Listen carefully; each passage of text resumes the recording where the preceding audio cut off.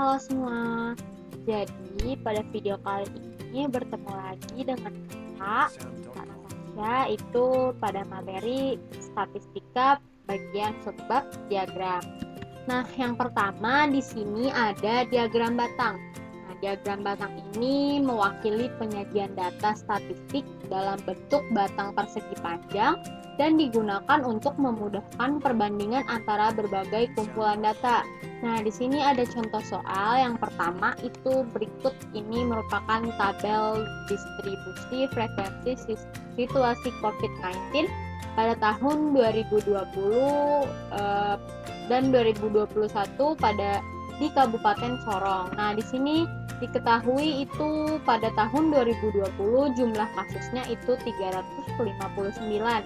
Nah, sedangkan yang sembuh pada tahun 2020 itu ada 336. Nah, yang meninggal ini ada 9 orang.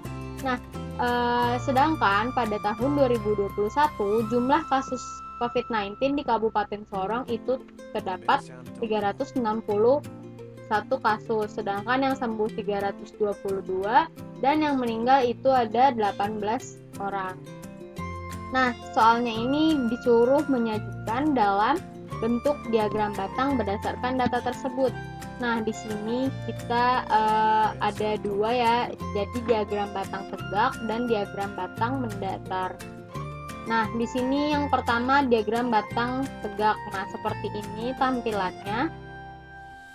Itu jumlah kasusnya 359, sedangkan tahun 2021 itu 361 dan yang sembuhnya pada tahun 2020 itu 336, sedangkan pada tahun 2021 itu 302 dan yang meninggal pada tahun 2020 itu 9 orang dan 18 pada tahun 2021. Nah, selanjutnya di sini ada diagram mendatar. Nah, diagram mendatar kurang lebih sama saja, cuman dia ditampilkan itu dengan mendatar. Jadi pada soal tersebut menunjukkan dengan jelas perbandingan jumlah kasus COVID-19 pada tahun 2020 hingga tahun 2021.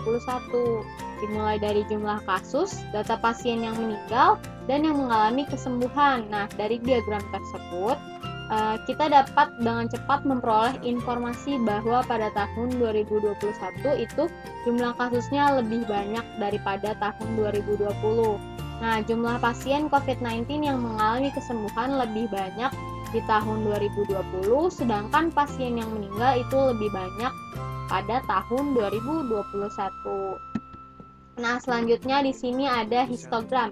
Histogram ini apa sih? Histogram ini adalah penyajian distribusi frekuensi menggunakan gambar yang berbentuk diagram batang tegak. Nah, pada histogram, antara dua batang yang berdampingan tidak terdapat jarak, sehingga antara satu batang dan batang lainnya itu berhimpit. Nah, sumbu tegak pada histogram itu menyatakan frekuensi dan sumbu yang mendatar menyatakan kelas-kelas interval.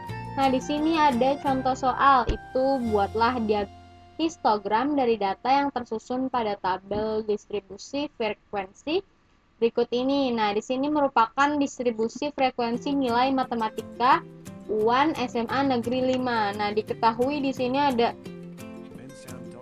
interval kelas itu 30 hingga 39 dengan batas kelasnya 29,5 hingga 39,5, titik tengahnya itu 34,5, frekuensinya itu 6 dan seterusnya. Nah, di sini histogram dan poligon frekuensi dari data yang dinyatakan oleh distribusi frekuensi adalah, nah itu soalnya. Jadi kita penyelesaiannya itu seperti ini untuk gambar, histogram dan poligon frekuensi dari data UAN nilai matematika SMA Negeri 5. Selanjutnya itu ada diagram garis. Nah, diagram garis ini biasanya kita gunakan untuk menggambarkan keadaan yang berkesinambungan. Nah, itu berarti berlangsung sepanjang periode waktu yang tetap, seperti jumlah penduduk setiap tahun, suhu badan pasien setiap jam, nilai tukar dolar rupiah setiap hari, dan jumlah siswa baru setiap tahun. Nah, dua sumbu diperlukan untuk menggambar diagram garis, yaitu ada sumbu tegak atau vertikal dan sumbu mendatar atau horizontal. Nah, sumbu tegak ini menunjukkan kuantitas, sedangkan sumbu mendatar itu menunjukkan waktu. Nah, di sini terdapat satu contoh soal mengenai diagram garis, itu sebuah dealer mobil sejak tahun 1995 hingga akhir tahun 2004 selalu mencatat jumlah mobil yang terjual setiap tahun sebagai berikut. Nah, pada tahun 1995 itu jumlah mobil yang terjualnya ada 15, 1996 ada 18, tahun 1997 ada 27, tahun 1998 ada 21 mobil, tahun 1999 ada 18 mobil, tahun 2000 ada 30 mobil, tahun 2001 ada 32 mobil, tahun 2002 ada 20 mobil, tahun 2003 ada 17 mobil, dan tahun 2004 itu ada 25 mobil. Nah, di sini penyelesaiannya itu kita menggunakan cara yang telah dijelaskan. Nah, diagram garis untuk data tersebut itu ditampilkan seperti pada gambar ini. Nah, di sini kelihatan ya, itu peningkatannya setiap tahun dan ada juga penurunannya setiap tahun. Nah, selanjutnya di sini ada diagram lingkaran. Diagram lingkaran itu jika satu lingkaran penuh digunakan untuk memvisualisasikan keseluruhan data, sedangkan sektor-sektor lingkarannya memvisualkan kategori-kategori data dalam bagian terhadap seluruh data. Nah, di sini terdapat contoh soal 1.4, itu diketahui total seluruh pegawai PT ABC adalah 228 orang. Nah, data seluruh pegawai inilah yang ditampilkan sebagai satu lingkaran penuh. Seluruh pegawai ini diklasifikasikan menjadi 6 kategori, yaitu ada SD 30 jumlahnya, SMP 70, SMA 55, D3 20, S1-nya ada 33, dan S2-nya itu berjumlah 20. Nah, di sini penyelesaiannya itu berdasarkan pada data-data pada soal di atas, itu soal yang seluruh pegawai PT ABC, itu kategori ini ditampilkan sebagai 30 per 228, 70 per 228.